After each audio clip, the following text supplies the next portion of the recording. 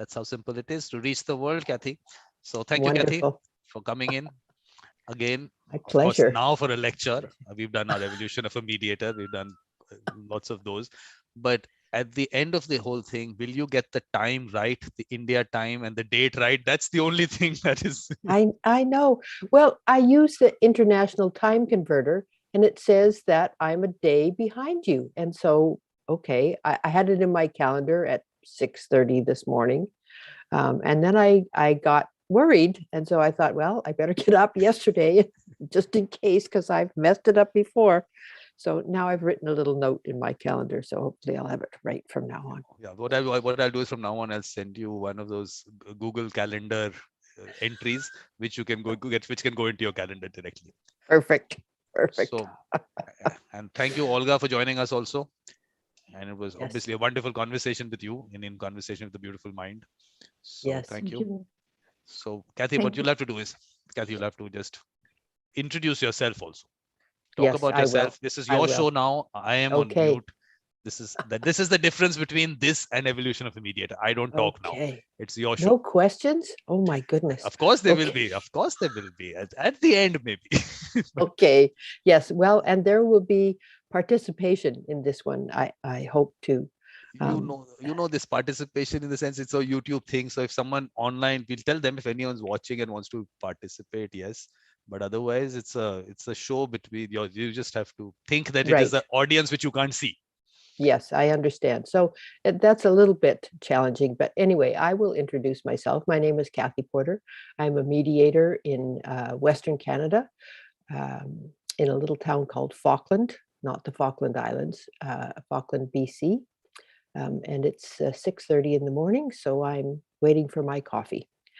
And this presentation is about using creative techniques in mediation. For the most part, my mediation practice has been with large multi-party, multi-stakeholder tables. And so I've often looked for creative ways to get people engaged beyond from the neck up. So that's what this is about. And I've got my notes here in front of me, so down on occasion. And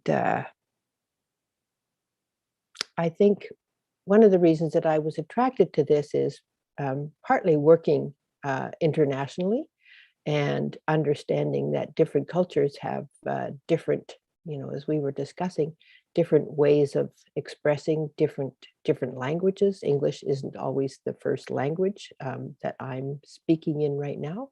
And so I think it's important to look for other tools for sense making in mediation and multi-party negotiation. So that's what this is about today. And I'm hoping I can get the thing to shift. There we go. And so, that's not very good. Let's keep that going forward.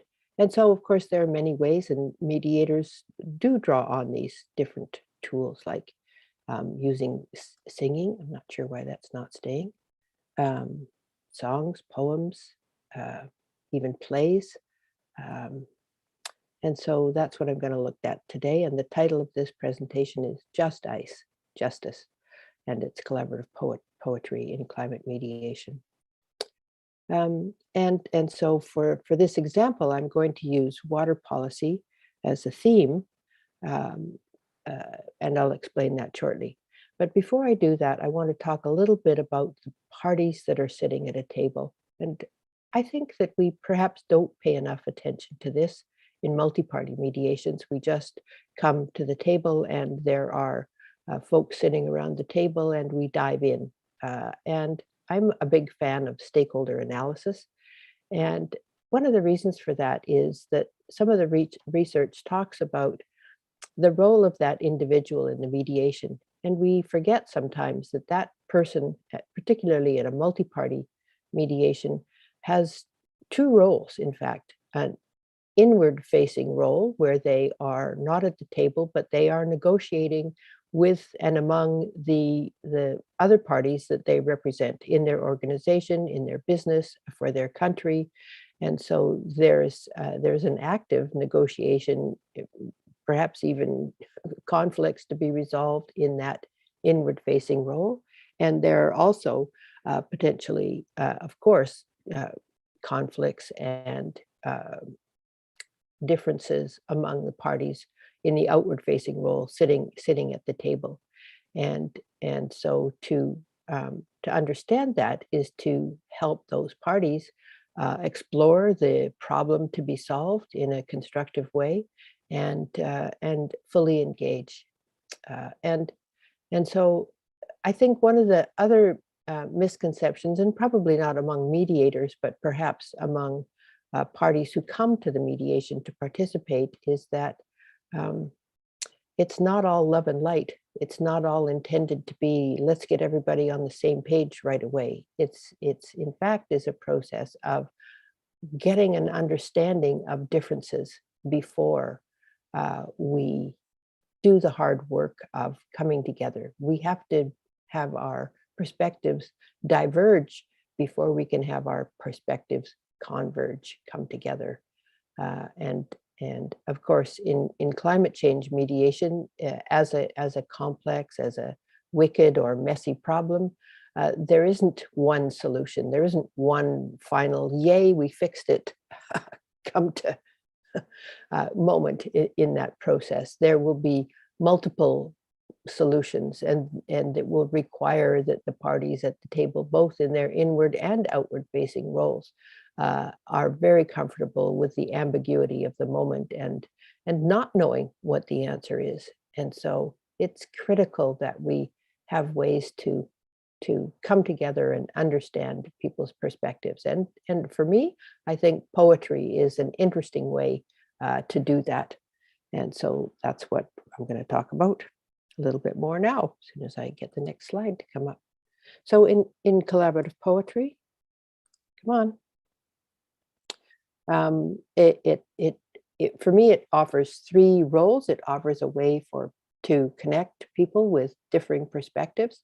It invites that active co-creation that is so important at the multi-party table, and it draws emotions and other senses into these very messy problems. And so in the collaborative poetry exercise that I'm going to walk everybody through right now, the first thing is you're going to view a series of images. And as you view those images, I'll give about 15 seconds for each slide. I invite you just to jot down a feeling that comes to you as you see that image. What strikes you about that? Does it feel dark? Does it feel cold? Is it upsetting to you? What sort of feelings do you notice, or just thoughts? It's a beautiful image. You might describe the image. There's a lot of blue. I can see the horizon in the distance. Just whatever comes to mind. Don't force it. Just first response, and then the next step, after you've seen those images and hopefully written down a collection of maybe 10 or 15 words, then the next phase is that I will put up some excerpts from a policy statement. This is from a United Nations water policy document from a few years ago, but I'm just using it today as an example. If we were in a real multi-party meeting, we would probably be reading from the policy, one of the policies that were pertinent to the actual mediation. Today, we're just going to play, so we're not going to do that. And then in the third phase, we're going to be creative together, using the words and phrases that you've written down, and perhaps even sketches. Just a minute, lost my earbud here. Or sketches to create a poem together, or a graphic poem. Now, I'm going to try to use Jamboard, but given that we're on YouTube, we'll see if that's a remote possibility or not. We'll just see what happens. Wicked problems or feelings. Again, as I mentioned earlier, it's really important that both in the inward and outward facing roles that the parties to this negotiation or mediation have the opportunity to express all the divergent views, all the differing perspectives, what's important to them. Of course, as a mediator, we all understand that we're working to get to interests and away from positions. But nonetheless, we need to take the opportunity to listen to what it is people want at the table. What is the information that they have, or perhaps what is the information that they want? And hopefully those might come up when we look at the slides. Obviously, they're not all going to come up because it's a little bit of a process of imagining as we make sense of things, but it's a first step. So I'm going to go to the slides now. So grab your pencil and a piece of paper, Vikram, Olga, and prepare to write. So I'm not going to say anything. I'm just going to click through the slides. And so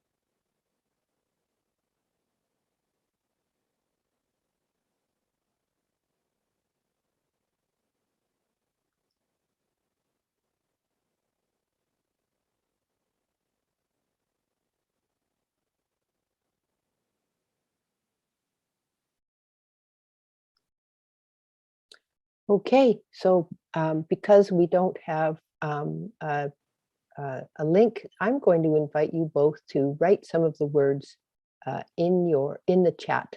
Just a couple of words that you write in there, and I'm going to collect those words for a minute. So go ahead. Now, will this show up on the YouTube or not at all? No. Okay.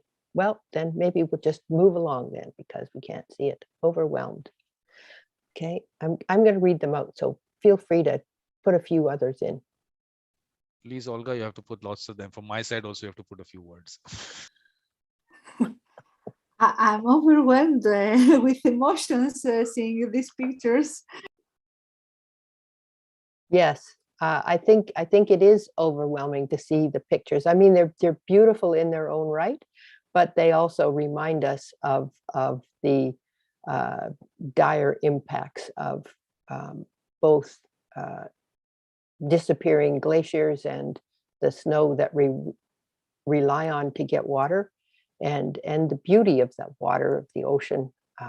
Some of the pictures I took at the Pacific Ocean, and some of them were pictures that I got from Unsplash.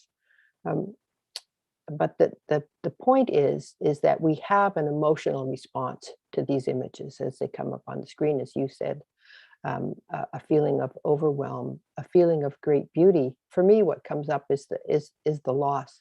The image on the Icefields Parkway in British Columbia, Canada. I went as a child, and as a child, we stepped out of the car and we were standing on the tongue of the glacier. And I went back about 5 years ago, and it was about a half an hour hike to get up to the tongue of the glacier. It had, for all intents and purposes, practically disappeared. And Canada is one of the countries in the world that's known for its water, and sadly Canadians have little understanding about how little water we actually have access to in the country.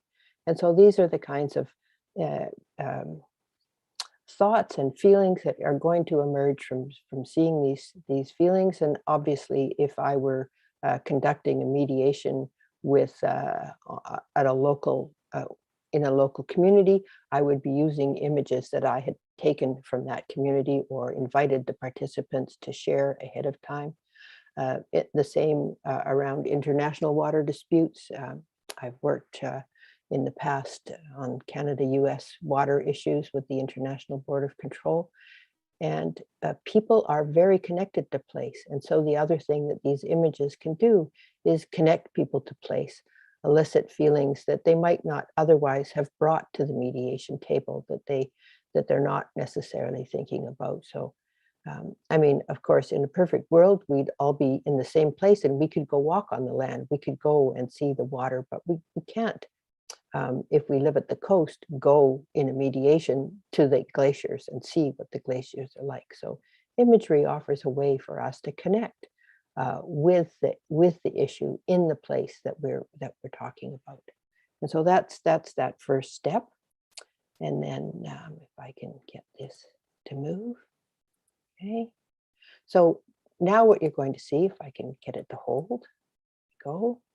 I'm going to put a series of phrases on the board that I've taken from a policy document. Again, as I said, if I were doing this with a group, they would have the policy document and they would be able to read it together. Oh, thank you. Coffee arrived. Now the lecturer is happy. Okay, so now the lecture is going to pick up. Yes. So in any event, people would get a copy of a policy document, could be 4 or 5 pages long. So they would have, 5 to 10 minutes in small groups to just read through that, discuss that. And in a group setting, I might give people some scissors and some paper, and they could cut up those bits and pieces from the policy document that they were interested in sharing or discussing. And people start to collect that. And this, I'm going to ask people to just jot down words that are interesting to you or phrases that are interesting to you and pop them in the chat, and I'll read them later. But again, I'm just going to quietly go through the 5 or 6 slides that I have with different policy statements and give you about 10 seconds to look at those statements and jot down some notes and put them in the chat.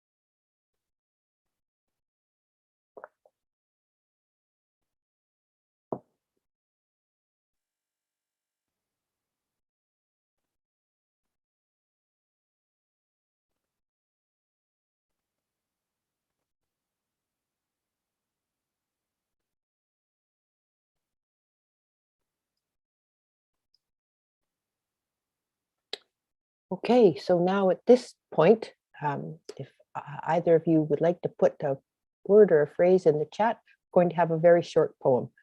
Fortunately, I have prepared some. So the interesting aspect of collaborative poetry is at this stage is that we are not talking directly to the issue, but in some ways we're talking around it. So we can have a conversation about elements of the policy document without having to be in our bargaining or negotiating role. We're just kind of playing around the outside of it. And so people can say, I mean, for example, people might say, well, what is the cryosphere? What's that about?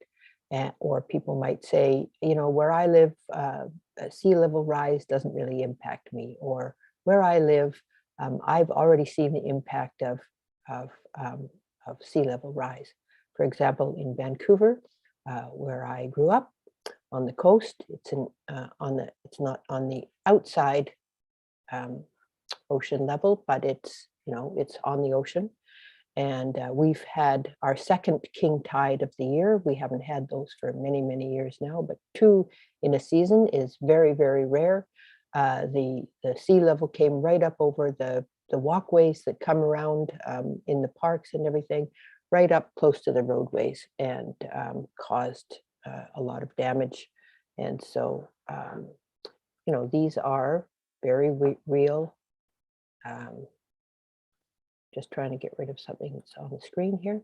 These are very real situations that people not only facing now, but have been facing for many, many years. I had the privilege of being an observer to the United Nations COP26. I was a virtual attendee because of COVID, and in some ways that gave me wonderful opportunity to drop into all sorts of different conversations, but certainly sea level rise was one of the conversations there. One of the issues that I heard raised over and over again as I went from meeting to meeting, and the impact on not just people sitting at the negotiating table, but their families and their communities. So in the act of co-creation, what we begin to do is get those words and phrases and work on them together. So here's the Jamboard.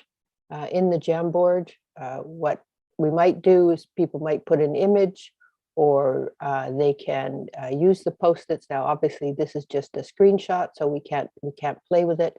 But in an online world, if we weren't on YouTube, we could play with the Post-its and move them around, and people would be working together to write their poems. Olga, did you have anything you wanted to put in the chat for me to put on the Jamboard, or are we good here? Something that I could create, or from this that I have already read, because it's very specified issue, and I'm not so familiar with that kind of topic, and I'm really impressed by far. So. Okay, well, I understand we're in an environment where we don't get to play necessarily. So so here's an example of what I did. In the pink are words that were my words in response to the images, and in the blue are words from the policy document. And so I randomly created a poem.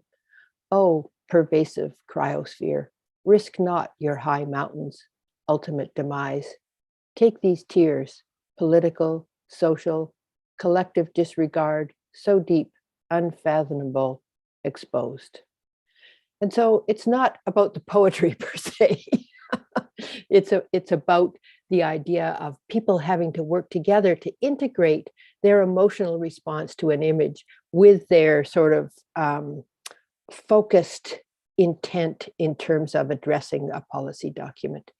And for me, having watched negotiation tables or side tables at the COP26, I just felt that the process was so structured, so protocol laden, that it was almost impossible for people to have a real conversation. Now, obviously, I'm not sitting in the bars over a beer or a whiskey or over coffee in the morning where those other perhaps more engaged conversations take place, but decisions are being made at these tables. And I just feel that there needs to be other processes that are brought to these high-level negotiations and to the local community level negotiations in order to make informed collective decisions. And so that's my thinking in terms of why an activity might be useful in a mediation like this. Trying to go backwards, but whoopsie. Okay, never mind. Just wanted to go back to this one.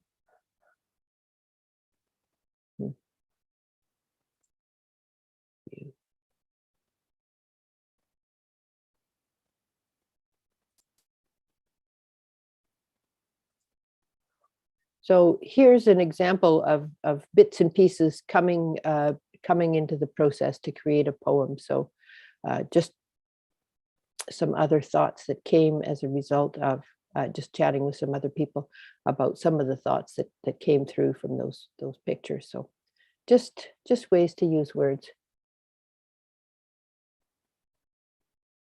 Thank you, Olga. So I'm going to read what you wrote in the chat. Olga wrote, "Reading it like a velvet touch. It sounds good, but it is not reality." Yeah, thank you for that. And indeed, it isn't.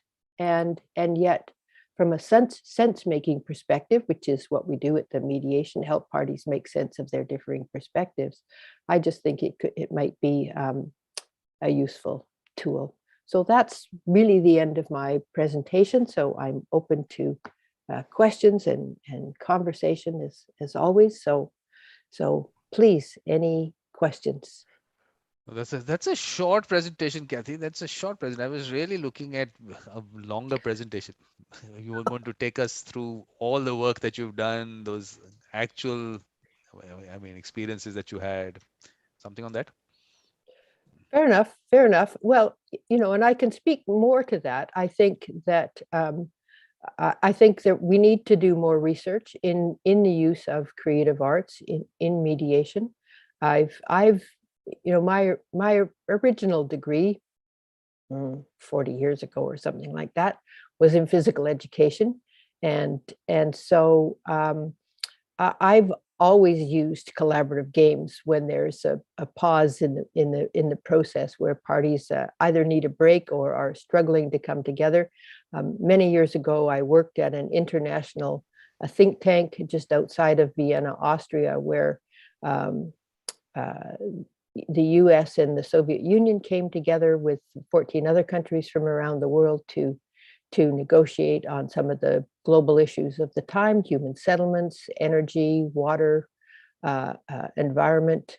And one day I invited all these senior citizens to come to the beautiful ballroom with beautiful paintings on the ceiling and gold leaf on the windows. And we played a game called Knots. And in this game, so if you can imagine a bunch of old guys, and of course now I fall into that category too. So we're standing around in the room, and I asked them to reach out and hold the hand of somebody across the circle. And then I asked them to reach out with their other hand, with their left hand, and hold the hand of somebody else in the table. And then, without letting go of hands of people, you have to talk with each other and get your tangled knot of arms and legs untangled so that you're standing in a circle and facing each other. Well, all the bushy eyebrows went up and down and up and down, and the legs went up and down and over and out, and arms and people kept asking, "Can I let go?" And I'm saying, "No, you can't."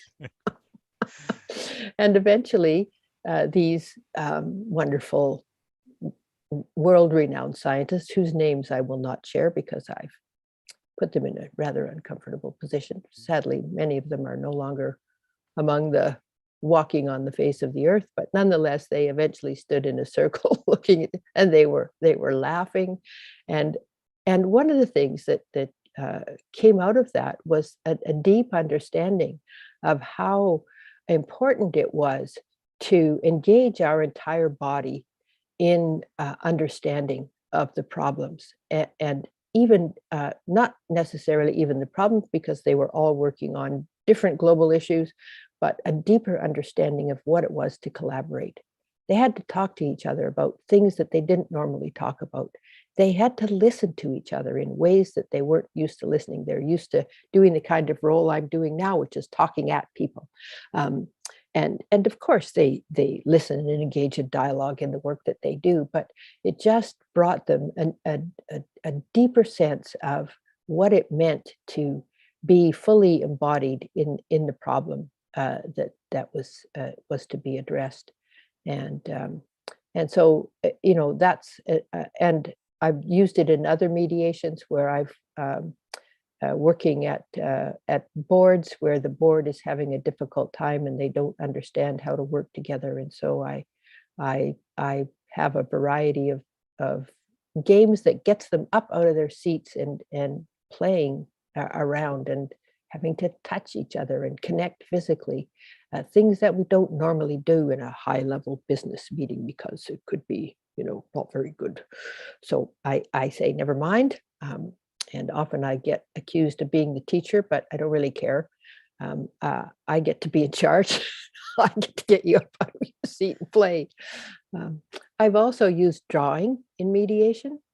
I had a mediation with two parties who had been friends for many, many years, but worked in the same place. And one was in a different position of authority than the other. And the friendship fell apart through a range of miscommunications. And we had made great progress the first day. And then the second day, they came back and they didn't want to continue. They were done. And so after about an hour of negotiating with each of them, I convinced them to come back into the room.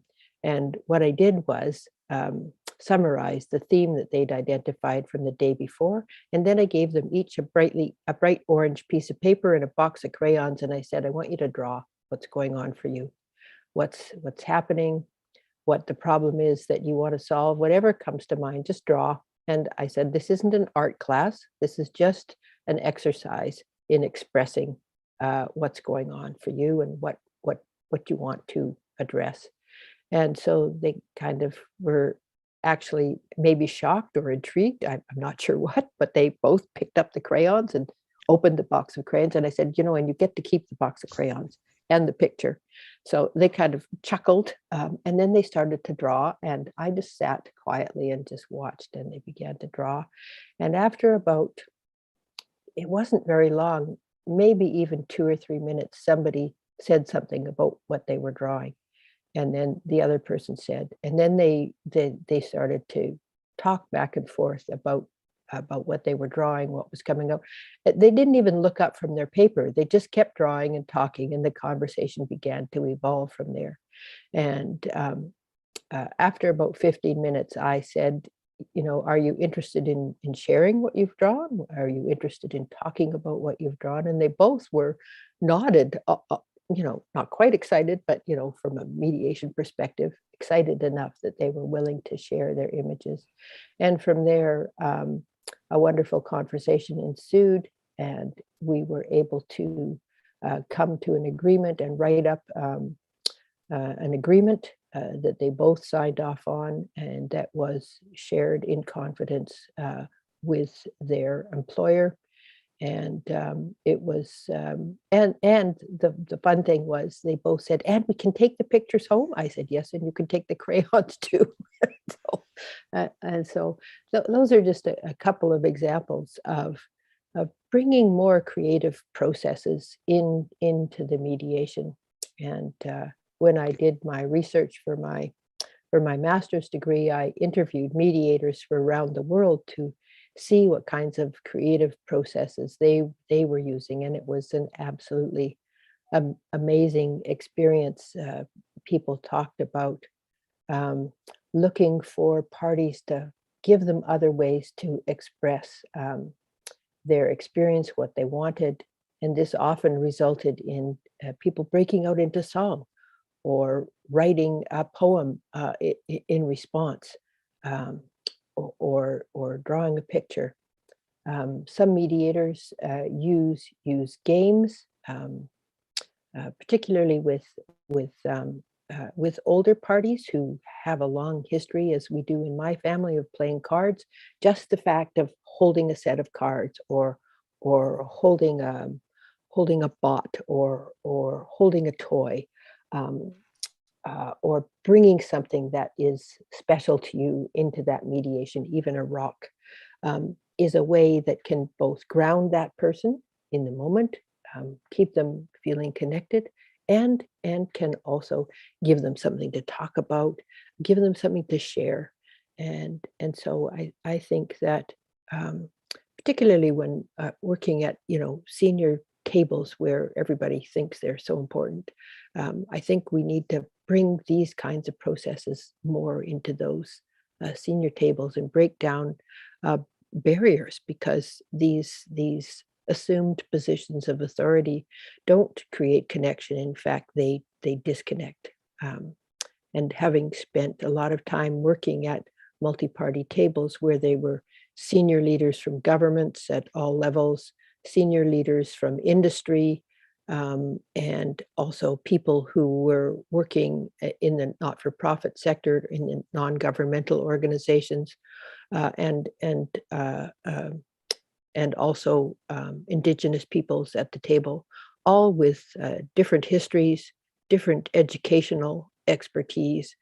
And it's really important for us as mediators to be able to bring all of those people into the process, and to understand the impact of of language.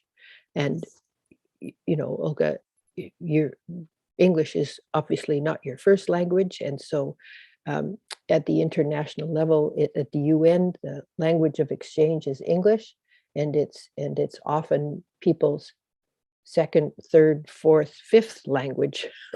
These people who come to these tables are highly skilled individuals who speak many languages, and the ability to recognize that there are other ways to make sense of a difficult situation beyond just words, I think, is, from my perspective, is just really, really important. And I think as a person of privilege from a Western European cultural heritage, we have to also understand that the way we use language is in fact intended to maintain our authority over others. And there's extensive research on this subject, and I'm not going to go into it today, but we do need to understand that the language that we use is often intended to maintain that power and authority over others. And so again, basically, yeah. So Kathy, basically what you're saying is that you need to connect the person to their inner child. And once that happens, I think then things start flowing in a different manner. I think that's what has got lost, maybe. And I think that's the important connection. That's the way I look at it. I don't know about you. yes, I mean, your inner child, or some people call it embodied knowing. I think that we can talk about it in all sorts of different ways, but I like inner child. Certainly, that's great. And I think the other thing is that it's playful, but it has a purpose. And I don't let the play overtake the ultimate purpose, which is to find ways to make sense of our different perspectives. No, but I think that's the important part, that the fact that certain things are quite, if you broken down, they're quite simple. And if you break the person's thought process down to such a basic level of how, I'm not saying how a child thinks, but on a very simple way, things can be worked out much easier. I think that's somewhere maybe that connection comes in.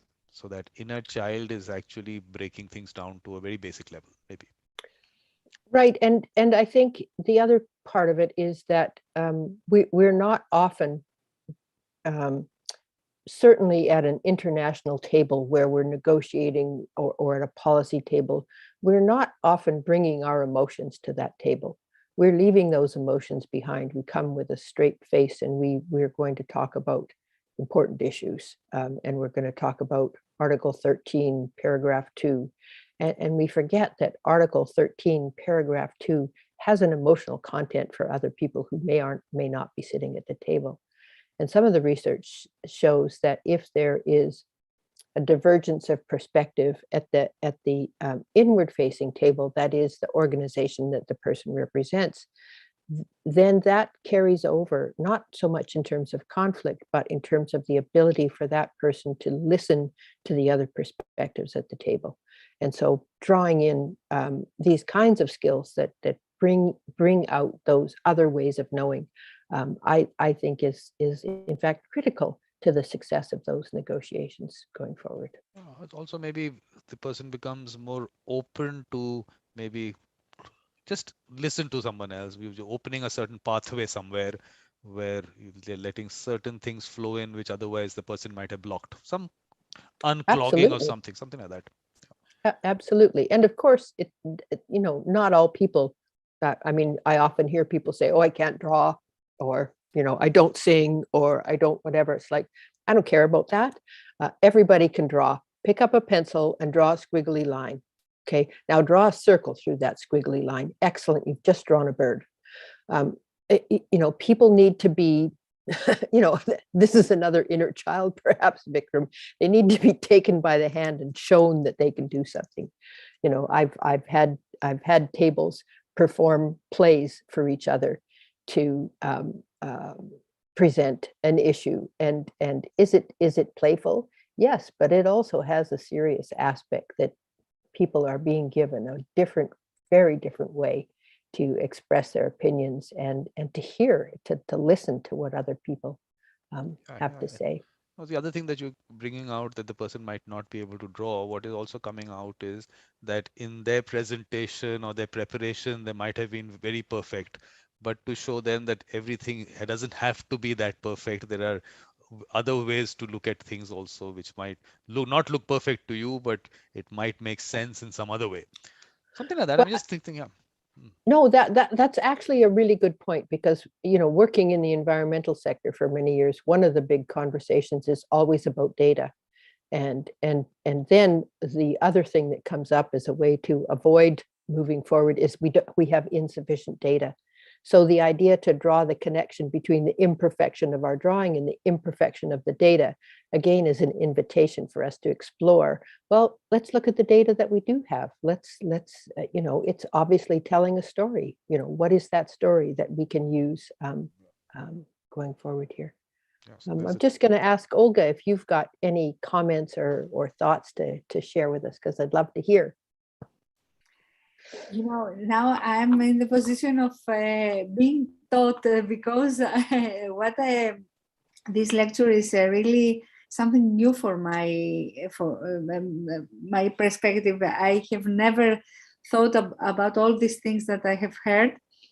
And of course, that's the magic with these sessions, because you always have something new to learn.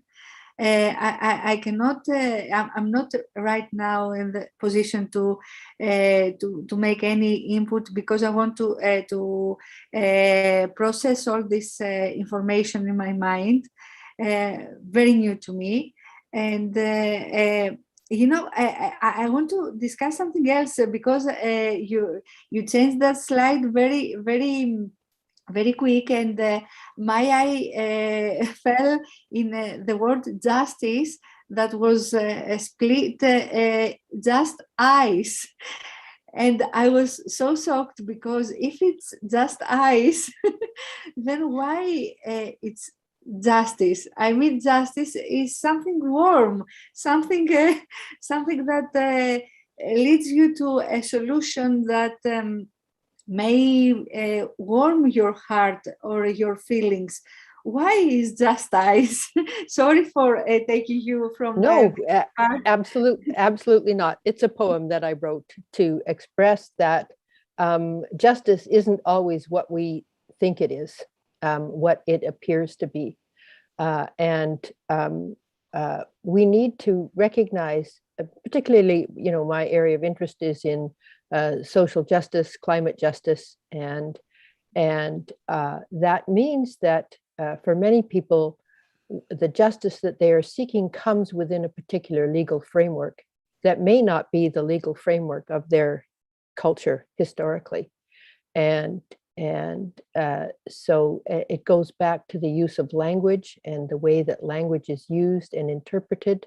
So for what some people is creating justice, a warm, fuzzy feeling about, oh, you know, I'm going to be heard, I'm going to be seen, I'm going to be recognized, to just ice, which is it's cold, I'm over there, I can't access it, there's no way in for me, I'm out in the cold, as it were. And so I picked that word and phrasing very specifically. So thank you for noticing. Yes, it was my eye went straight to that perspective, and I wanted to hear from you about that, to elaborate more, because it was a shock for me. I was shocked. Mm-hmm. Thank you very much. You're welcome. Thank you. So basically, I didn't make a mistake by putting it there. It was that's what it was supposed to be. Otherwise, people would think, whoa, that might be just a mistake. Vikram doesn't know how to type properly. Right. Well, and they were my slides. So, you know, and the other aspect of it is that for some people, you look at those slides and you might say, oh, it's just ice. You know, it's just snow. It's just ice. It's just, you know, it's just the ocean. There's no relevance here. And yet, if what we're seeking is justice for the world in terms of access to water, in terms of not losing your land base for the little island that you live on, we have to understand that just ice, in fact, has a very critical role as the world warms and the ice fields melt and the sea level rises, even a small amount.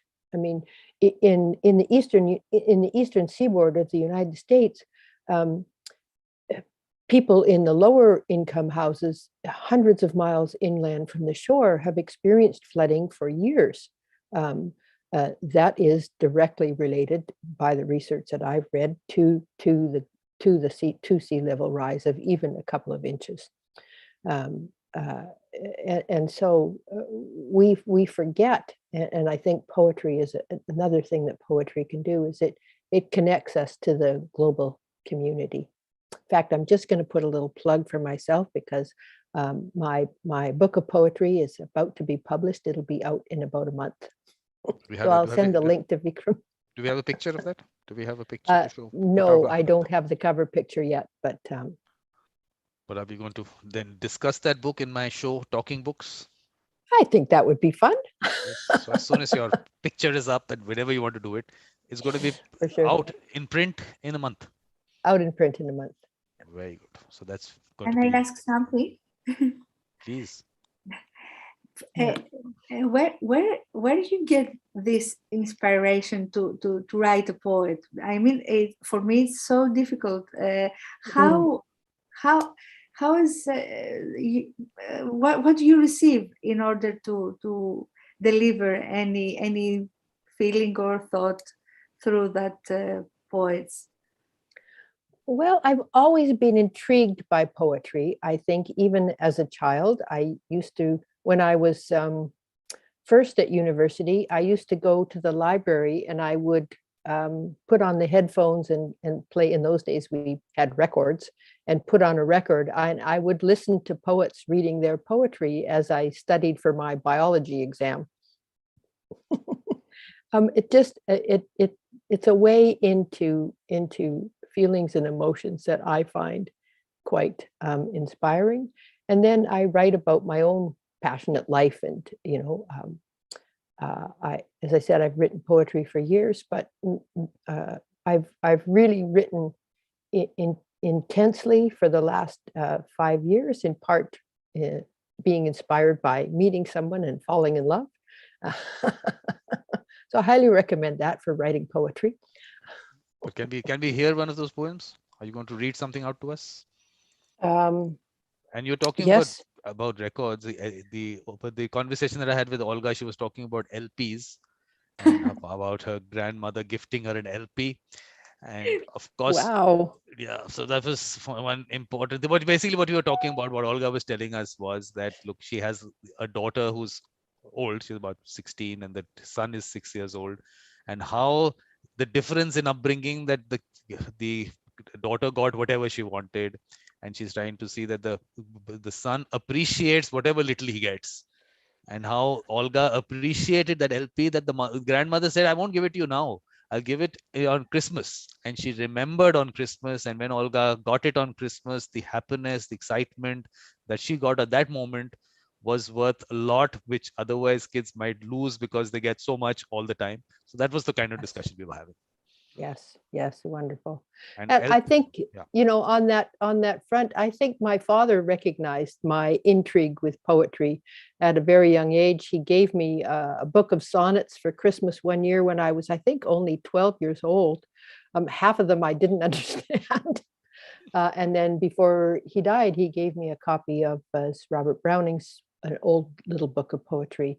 And so I have quite a good collection. But here's a poem that I wrote after a summer of forest fires. And Olga, you've had significant fires in Greece this past year as well. We were evacuated due to wildfire this summer, and it was as dark as night in the middle of the day for a couple of days running, and the lakes and the ground was covered in ash.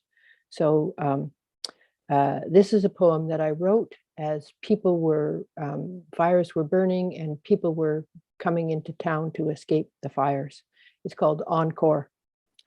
Her deft fingers flutter, standing candles shudder along pungent mountain shoulders. Her baton strikes, desperate to exalt. Pines leap to illuminate her once indigo sky. She inhales 1,000 years in a unison of timpani. Fur explode in wild chorus, drowning the mournful bleat. Horns clutter asphalt, birch tears embrace her counterpoint, scatter sparks, snapping into heavens. Crescendo commands, vivid fluorescent banner, bristled arms, embrace her powerful trance. 20,000 guests shuffle out of her concert hall, greed a single note, burn to ash, desire a symphony. Great. Yeah. You're going. So there you go. Yeah. That's the thing. I think when you get impacted, I think that's one aspect of any kind of poetry or even literature. I think to be able to experience something and what comes out, I think that we also will not be able to understand what you experienced. Actually, you just said it in a few sentences that this was happening, but what you were experiencing within you, to see that, you just said dark sky in the middle of the day, but to actually experience nature in that way, to actually see that, and that impact is what creates whatever creativity comes Mhm. out. Yes, absolutely. And we have to give ourselves permission to be creative. I think that, I go and visit my grandchildren, and they're putting on plays and performing, and they're 6 and 8 all day long. But we put them into a school system, and unfortunately, often things begin to get shut down. If you've got a young son, Olga, you know how creative. Indeed, indeed. And And this creativity is lost when problems and of the adult life comes together. And I mean, we are so into resolving personal or others' problems, and we forget to become creative. And that's the bad story of life. We Yes. lose principles. Yeah. Yes. I used to run an independent elementary school many years ago. And so, and I was also beginning to study to become a mediator at the time. And so I used to play all sorts of games with the kids to help them resolve their conflicts, and to get creative in terms of how they resolve those conflicts. Again, using toys and games. And I mean, games are a wonderful way to learn about conflict, I think. I grew up playing games when I was a child and with my children, we played games all the time, way to figure things out, to beat the other person or to collaborate together. We had a lot of collaborative games. So, yep, get But creative, I think. but Kathy, interesting thing that we should do is all those kids that you taught at that time, let's find out what they're doing, what their thought process is, what they learned from all that. I'm sure you gave them some interesting ways to learn things. So can we go back to can we find those kids? I know, I mean, both of my own children went to that school for a while, and I'm connected with a couple of them. One became a model, was on the cover of Vogue for a couple of years. She's no longer a model, she's a mother with a beautiful young girl who reminds me so much of what she looked like as a child. Another one went to the United States on a basketball scholarship, decided that that wasn't for her, and is now a world-renowned flamenco dancer. Wow. So they very creative. My daughter, who went to the school, is now a lawyer, and my son works in the tourism industry and has a business with a ride hail company in a rural location where there isn't otherwise Uber or Lyft or these big companies. So yeah. Because I'm sure those that initial whatever number of years that a person is brought up in an environment where they can be creative, definitely, I think over time as they grow up, will definitely help them to be able Oh, to. I think so. Absolutely. Yeah. Yeah. Because Olga definitely is going through that period when she has to expose her son to a lot of things, which I think it's a responsibility. I think that's a responsibility on parents, and whether they actually are able to give that chance or not to the child. I don't know what Olga, how are you experiencing it? Is your son being exposed into things differently than what your daughter was? Eh, I don't know how the future is going to prove whether I was right or wrong, either with my daughter or with my son, because the methods I used are really different. But the things that I share to both of my children, and I try to remind them not to forget, are some principles that I really respect. Above all, is responsibility. Take the outcomes of your actions. Feel the need to undertake everything that you create. Be respectful to other persons. Not bring them to embarrassing point, and be grateful for whatever you have. So I don't know. I will come again in a few years to tell you whether whether I have done something good or bad. I don't know.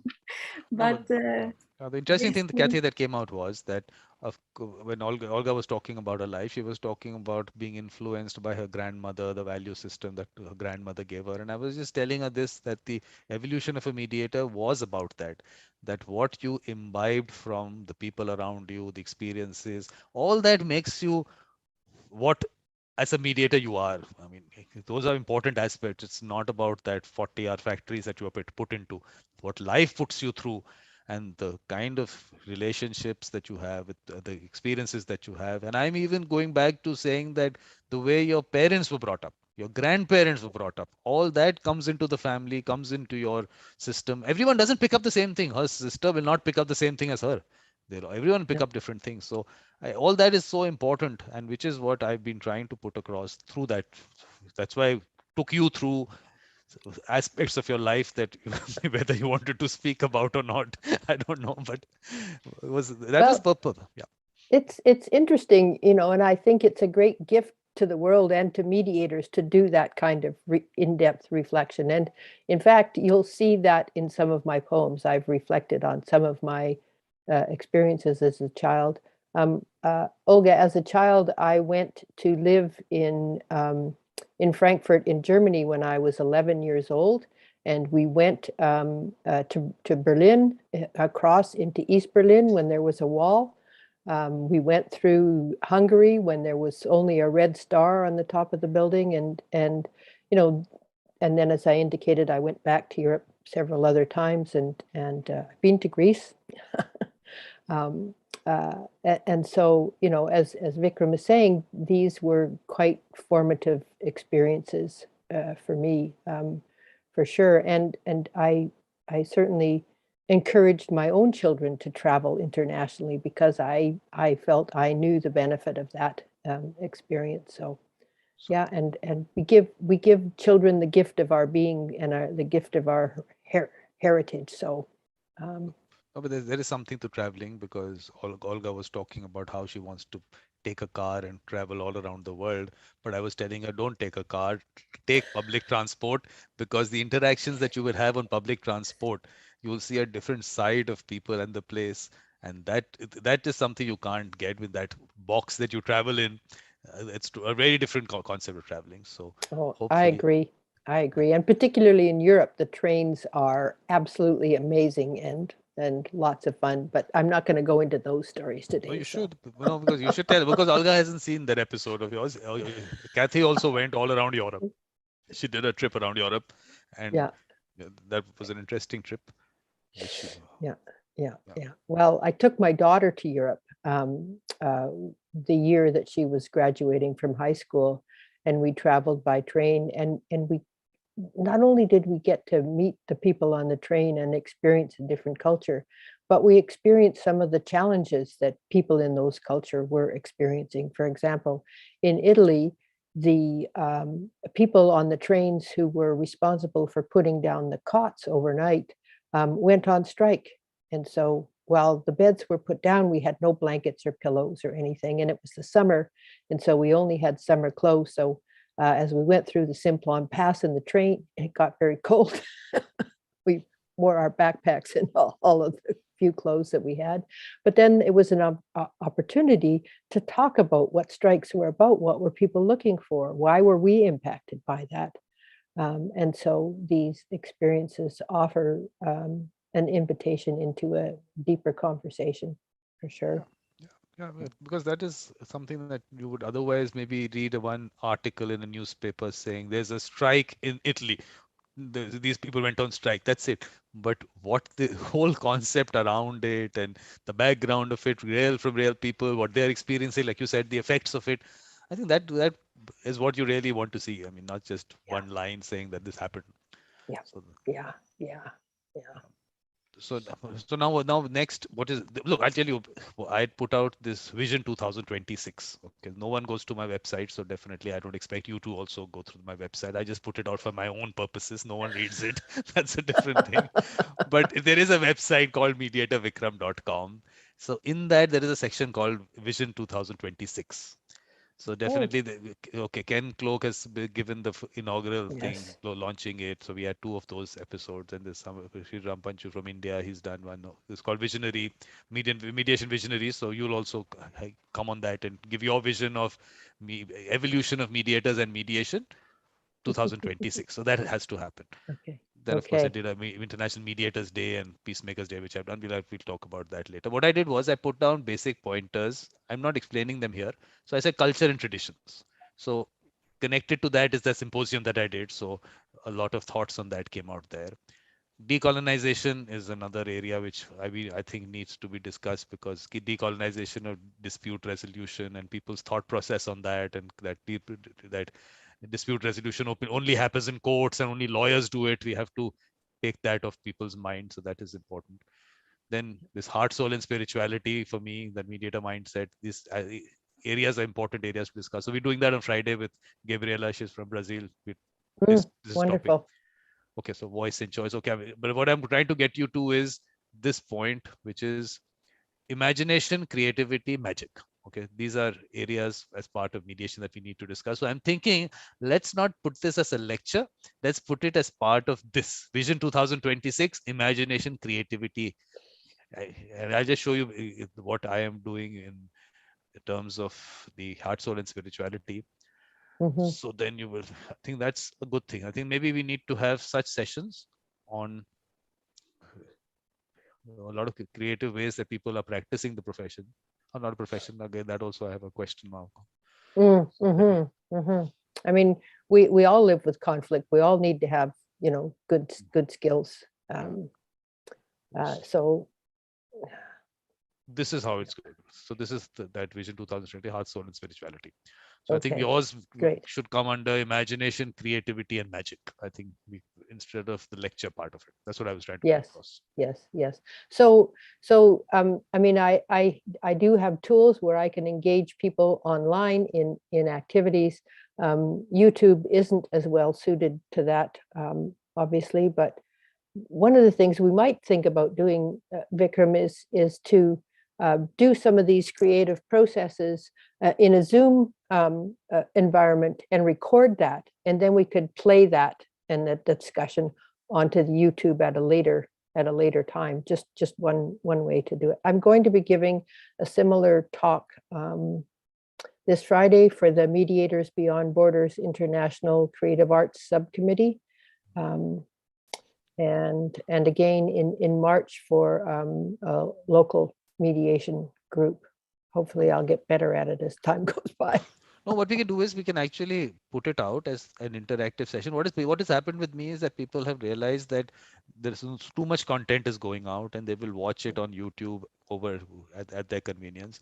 But this one, we'll talk about it in the next session that you want to do. We'll talk about it as an interactive session, and Okay. let people come in for the Zoom session, and then that can Yes. go out. So we can do that.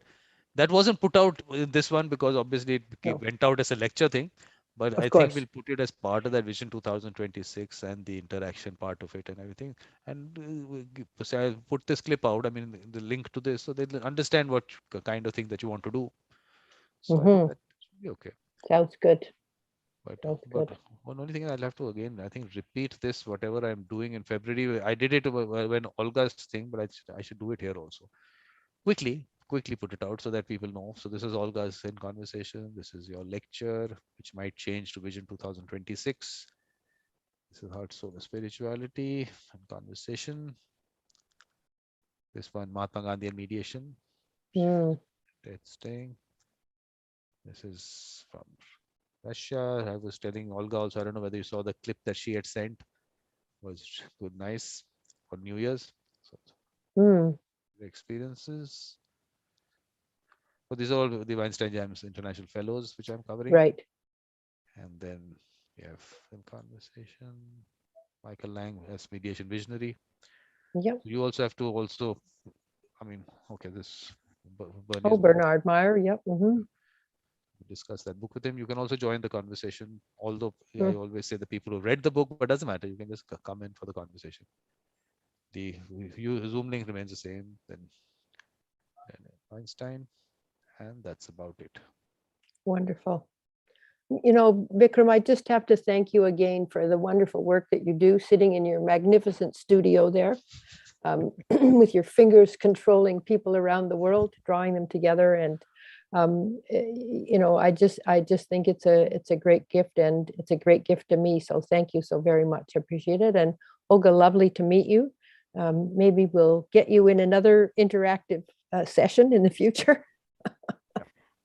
Thank you very much. I was it was very pleasant to meet you, and I really I am honored to be in your team and your global team and your your views and visions. Thank you very much.